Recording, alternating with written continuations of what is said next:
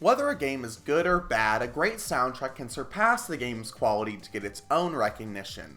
What happens though whenever you build a game based off of a great soundtrack? Well, in 2015, Ryan Clark of Brace Yourself Games answered that very question when he released Crypt of the Necrodancer. Now, just by the name, it sounds like something you would hear during Monster Madness by James Rolfe, but there isn't any reason to be an angry nerd on this game. It's actually good. Crypt of the Necrodancer features roguelike gameplay very similar to The Binding of Isaac, but everything you do in this game must align to the beat of the music. Attacking, using an item, moving at all. Enemies live by these rules too, so if you're horrible at keeping time, you're gonna get hit. And once you die, it's back to the beginning with nothing. This is an incredibly fun game with fantastic music. My only main gripe is with its controls. Although this isn't the game's fault, I use the Nintendo Switch to play, and it makes sense to use the D-pad here because it is a grid-based game, but for long periods of play, it's really uncomfortable for me to use my thumb in handheld mode, and this even goes for the same with the Pro Controller. For some reason, I just feel like it's way too uncomfortable in my hands. One thing that works very well, in my opinion, is the NES Online controller. It has just the right amount of buttons you need for the Crypt of the Necrodancer. It has a D-pad which is very comfortable to use in your hands, and overall I think it's perfect for this game.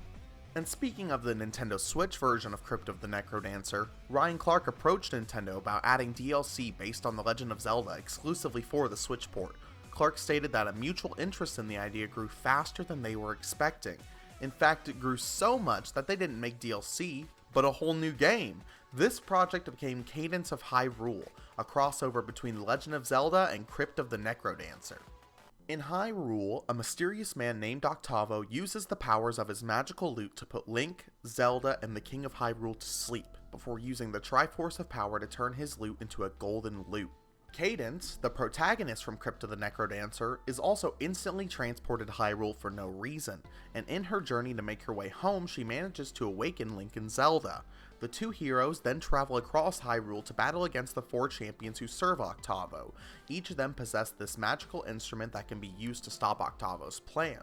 Cadence eventually comes back and joins the crew as they head to Hyrule Castle. This is where you discover that Octavo's champions were actually meant to combat against Ganon, who will eventually take over Hyrule if not stopped. So Octavo opens a portal to the future where Link, Zelda, and Cadence defeat Ganon. Once the fight is over, Link and Zelda use the power of the Triforce to send Cadence back to her own world. When you think of music games, the first examples that come to your head probably look like this or this, which don't really do justice to games like Cadence of Hyrule. This game takes what Crypt of the Necrodancer does and refines it until it is perfect.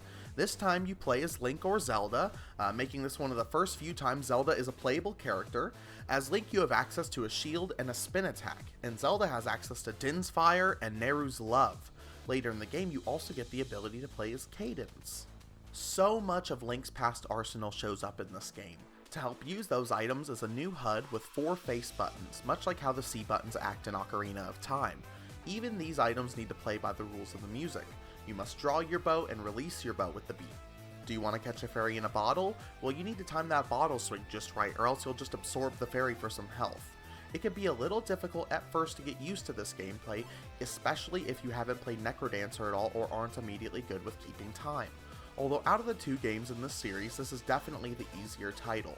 Maybe not necessarily easier, but the game gives you a lot more space to plan out your attacks with Hyrule's vast landscape. With 4 dungeons, the castle, and a whole slew of collectibles, items, and secrets to find, Cadence of Hyrule has a lot to offer. The main game will take you about 5 to 7 hours to complete, but it really warrants multiple playthroughs.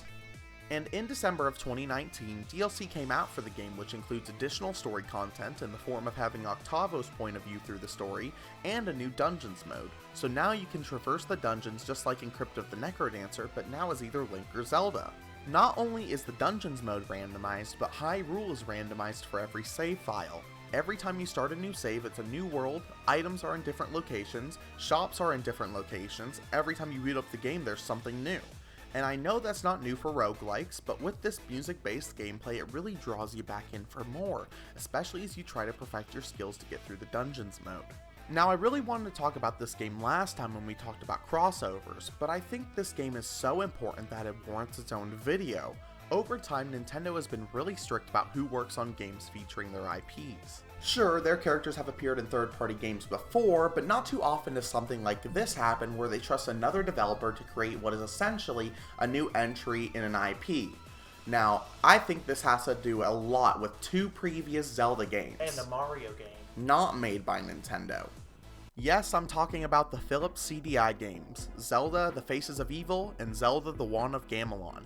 In 1989, Nintendo signed a deal with Sony to make a Super Nintendo CD, a CD-ROM based add-on for the SNES. Nintendo pretty quickly ditched Sony and broke the agreement to sign with Philips instead. Nintendo eventually ended up scrapping the idea entirely, but there were two interesting things to come out of this. The first thing was that Sony had already made a few prototypes of what was dubbed the Nintendo PlayStation. Note the hyphen. After Nintendo broke their agreement with Sony, they turned their add-on to the Super Nintendo into its own console, the Sony PlayStation. PlayStation now being one word due to a copyright issue with the trademark PlayStation, which Nintendo owned. So Nintendo is technically responsible for the creation of the PlayStation franchise. And as part of ending the agreement with Philips, Nintendo gave them the license to use some of their characters for games on Philips' new video game console, the CDI. This became Link, The Faces of Evil, Zelda The Wand of Gamelon, and Zelda's Adventure. Here is a majority of the other games where you get to play as Zelda. Released between 1993 and 1994, these games were somehow received well at the time, but aged as well as this. And how could it not with this animation? I wonder what's for dinner. Oh boy! I'm so hungry, I could eat an Octorok! So after all, I'm really happy that we live in a world that we can just go on the internet and see what developers are good or bad, what games are good or bad, who is good or bad, who is trustworthy. I'm sure when Nintendo gave the rights to Zelda to Brace Yourself Games, they knew that they would come out with a quality product. Now, to be fair, the negotiations between Philips and Nintendo were because of them breaking their original agreement, but this still serves as a main lesson in Nintendo's history on why they don't give out their characters that often. Leave a comment below telling me what series you think would work well with Crypt of the Necrodancer.